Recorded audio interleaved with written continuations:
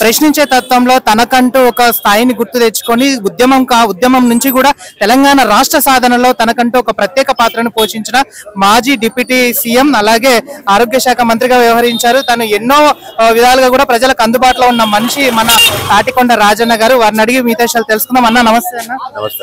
ఇప్పుడు జూబ్లీహిల్స్ లో ఉప ఎన్నికల నేపథ్యంలో మీరు ఇంటింటికి ప్రచారం చేయడం జరుగుతుంది. ప్రజలు ఎలా స్పందిస్తున్నారు?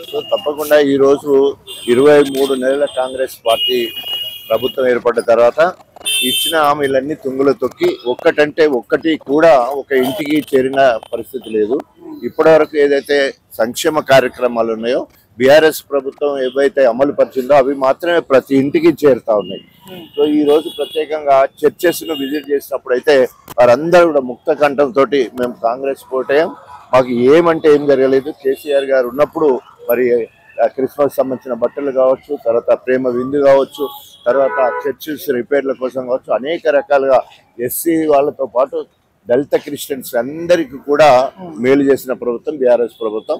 తప్పకుండా అంతేకాకుండా మాగంటి సునీత తప్పకుండా గెలుతుంది. గోపీనాథ్ అనేక రకాలుగా సేవ చేయడం కంటే గవర్నమెంట్ ప్రోగ్రామ్స్తో పాటు తన సేవా దృక్పథంతో ఆయన కూడా మానవీయ కోణంలో అనేక సహాయాలు చేయడం జరిగింది. తప్పకుండా ఇక్కడ సునీత గారిని భారీ మెజార్టీతో గెలుతామని చెప్పేసి ప్రజలు అంటున్నారు.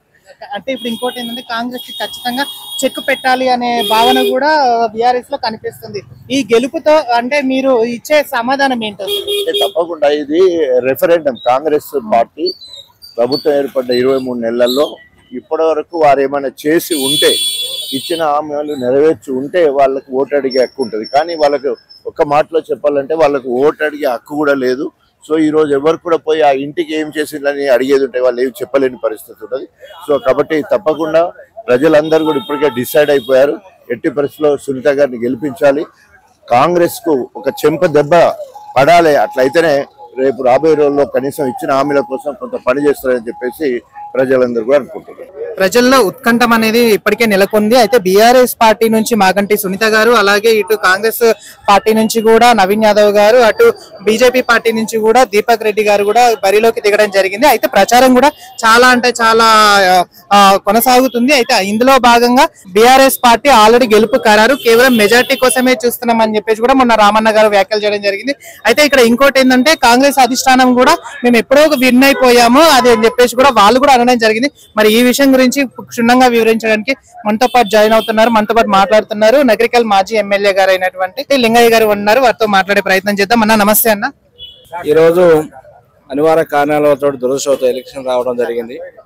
గోపన్న గారు చేసిన సేవలు కానీ చాలా అద్భుతంగా అమోఘంగా ఉన్నాయని చెప్పి ప్రజలు చూస్తారు. మైనారిటీ సోదరులు చూసినా కానీ, ఏ వర్గాల్లో చూసినా కానీ, ఈ రోజు క్రిస్టియన్ సోదరులను కలిసినా కానీ, పేద వర్గాలకు కూడా అన్ని రకాలుగా ప్రతి ఇంటింటే కూడా అనేక రకాల కార్యక్రమాలు చేయడం జరిగింది. గోపన్న గారు కేసీఆర్ గారి నాయకత్వంలో ప్రశాంతంగా యావత్ తెలంగాణ రాష్ట్రంతో జూబ్లీహిల్స్ లో కూడా చాలా ప్రశాంతంగా ఉండేది. ల్యాండ్ ఆర్డర్ పరంలో కులం మతం భేదాభిప్రాయాలు లేకుండా అనేక రకాల సంక్షేమ పెన్షన్లు కానీ, అదేవిధంగా విద్య కోసం కానీ, వైద్యం కోసం కానీ ఇక్కడ ఈ ప్రాంతంలో జరిగిన అభివృద్ధి కార్యక్రమం చాలా బ్రహ్మాండంగా మరి కేసీఆర్ నాయకత్వంలో, కేటీఆర్ గారి నాయకత్వంలో మరి గోపన్న గారు చేశారనేది ప్రజల్లో ఉన్నది. ఆ నాణ్యత అనేది బాగుంది. ఖచ్చితంగా కాంగ్రెస్ పార్టీ అభ్యర్థి ఏ రకమైన బ్యాక్గ్రౌండ్ వాళ్ళదనే సంగతి ప్రజలు కూడా చెప్పకనే చెప్తారు అందరు కూడా. రైట్. ఇప్పుడు ఇంకోటి ఇక్కడ ఇంకో విషయం చూసుకున్నట్టయితే మాగంటి సునీత గారు కూడా రాజకీయ అనుభవం లేదు. అక్కడ ఇంకోటి ఏంటంటే మాగంటి గోపీనాథ్ గారు కనుక ఉండింటే మళ్ళీ గెలిచే సూచన ఉంటది. కాబట్టి ఇక్కడ కొత్త ఫేజ్, పైగా పాలిటిక్స్ మీద ఎటువంటి అవగాహన లేదని చెప్పేసి కూడా అటు కొంతమంది అంటున్నారు. దానికి మీరు ఇచ్చారు ఒక్కొక్కరికి కొన్ని ఉంటాయి. ఇప్పుడు నవీన్ యాదవ్ గారికి వాళ్ళ బ్యాక్గ్రౌండ్ ఏందో అందరూ ప్రజలందరూ కూడా భయభ్రాంతులకు గురవుతారు.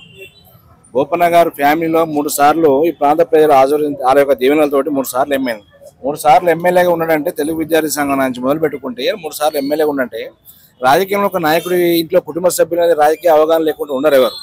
ఎందుకంటే 3 సార్లు ఎమ్మెల్యేగా ఉండదు కాబట్టి ఆటోమేటిక్గా కూడా పొద్దున్నే ఆయన తిరిగే కార్యక్రమాలు కావచ్చు, యాక్టివిటీ కావచ్చు, ప్రజలు వస్తుంటే పోతుంటే ఇంటికి వస్తుంటే పోతుంటే కూడా ప్రతి ఒక్కరిని పలకరించడానికి చేయడం కానీ ఆప్యాయతగా పలకరిస్తారు, ప్రేమగా పలకరించే కుటుంబం.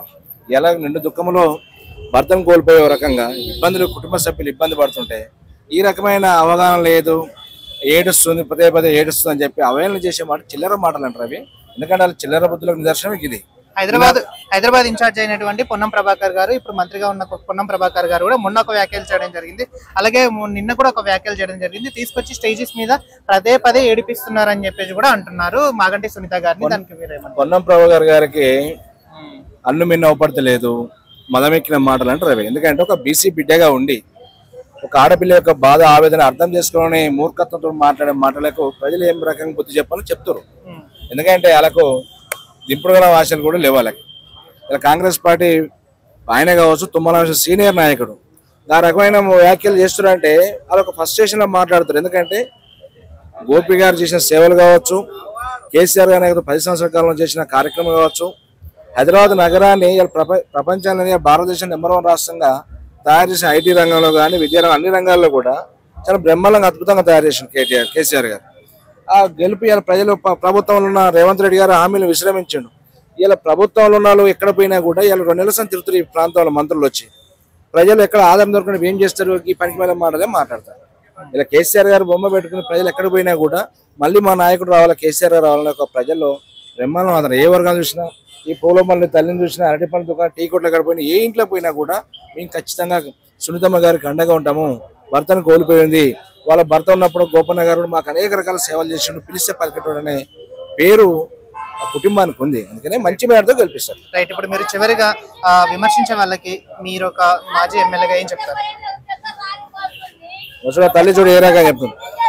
ఈ కాంగ్రెస్ పార్టీ నాయకులకు 22 నెలల్లో ఇచ్చిన మోసపూరిత హామీలు కావచ్చు, హైడ్రా కావచ్చు, వాళ్ళు చేసే దందలు కావచ్చు, ల్యాండ్ ఆర్డర్ ఫెయిల్యూర్ కావచ్చు, అన్ని రకాలుగా ఫెయిల్ అయింది అనేది ఉంది. ఖచ్చితంగా ఈ ప్రభుత్వం ఫెయిల్యూర్ అయింది. ఖచ్చితంగా మంచి మేరతో గెలిపించి రేవంత్ రెడ్డి ప్రభుత్వానికి సోనియా రాహుల్ గాంధీ గారు గుణపాఠం చెప్తారు.